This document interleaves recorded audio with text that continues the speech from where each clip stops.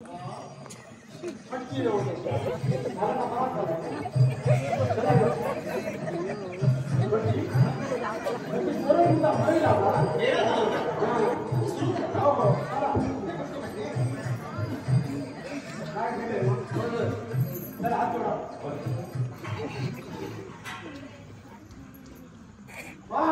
समर्था रामेश्वर महाराजा जैना विरामना कलया मलया सातरी एवढा महाराजा आज तुझो हे उत्सवाचो दिवस आज तुझी हे वेळेत रंग जमली असा आणि तुका अमृताचा फळ घेऊन असा जेवढ्या फळात राजी जा पाठ केल्या असा तर पुढं जाओ आज कोण कोण काय काय म्हणता असा चौघांची कोणाची अभिषेक झाली हो तुझ्या 12 वर्षाचा गणित एक कर आणि तुझा कार्य उठून गेले महाराजा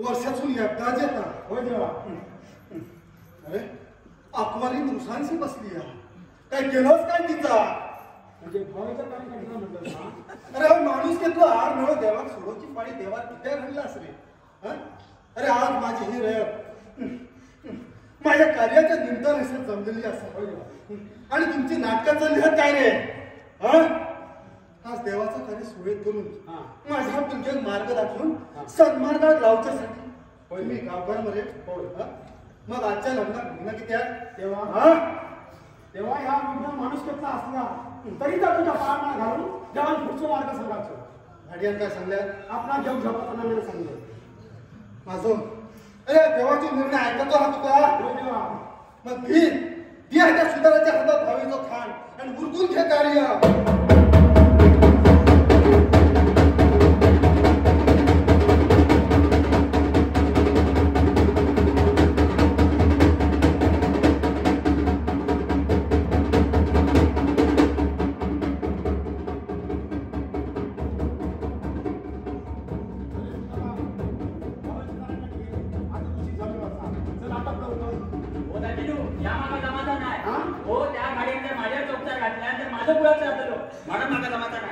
अरे तुझं जर क्रॉक्स झालो तर तुझं वंश वाढवची जबाबदारी माझी असा चल चल उचल काठी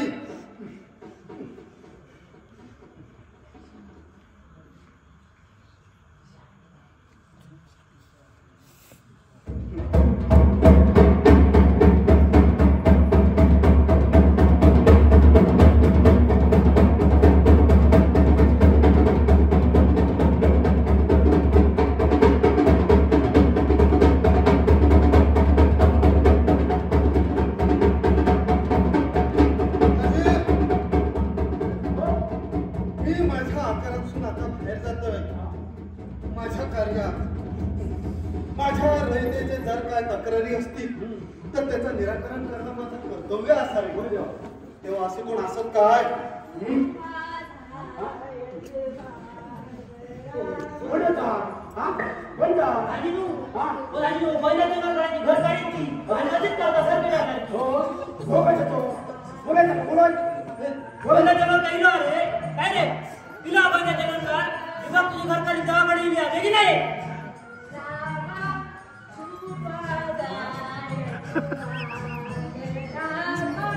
हर्षुनीलाच तू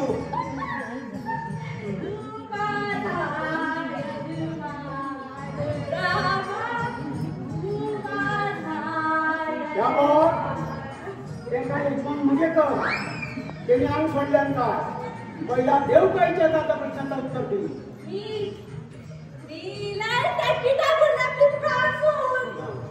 त्या पुढे किती ठरलंस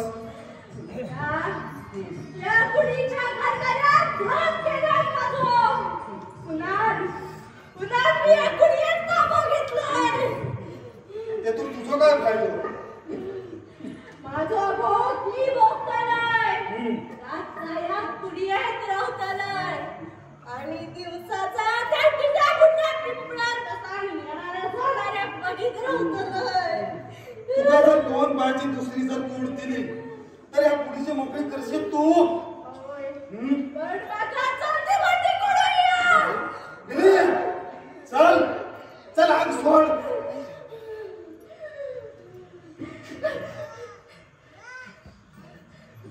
चल चल चल काय करू तरी नाव झाला मी अंगात म्हणा दिला दुसरं नका सांगा.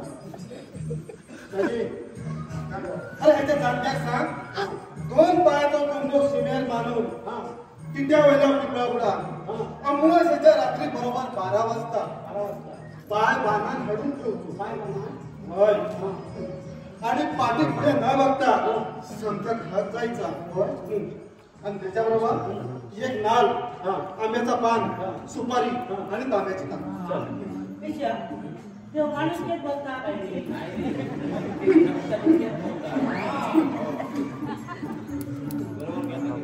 आणि पण असं काय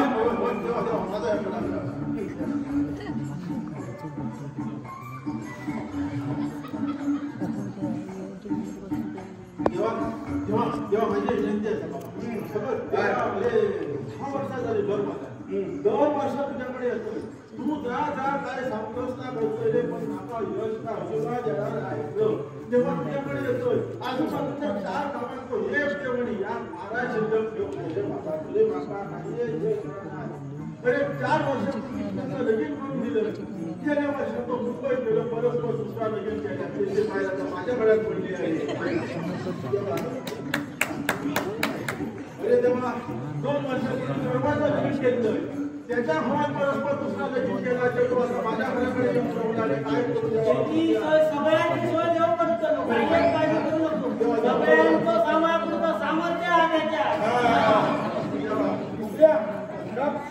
अरे किती रंगदास तुम्ही आपल्या कर्मा. अरे 1000 जणांकडे फिरा परत माझ्या पायाकडे येऊन तुला शरम नाही वाटणार. माझी द्रैत मात्रच सांभाळून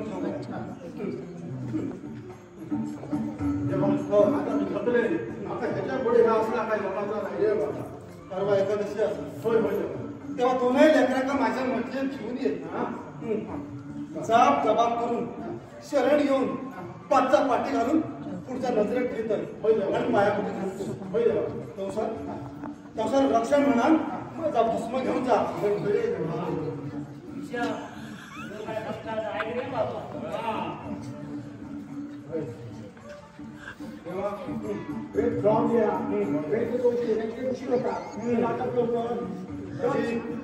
दाजी रयतेच्या परस्पर सुटल्याशिवाय माझा देवपान कसा लागायचा ना.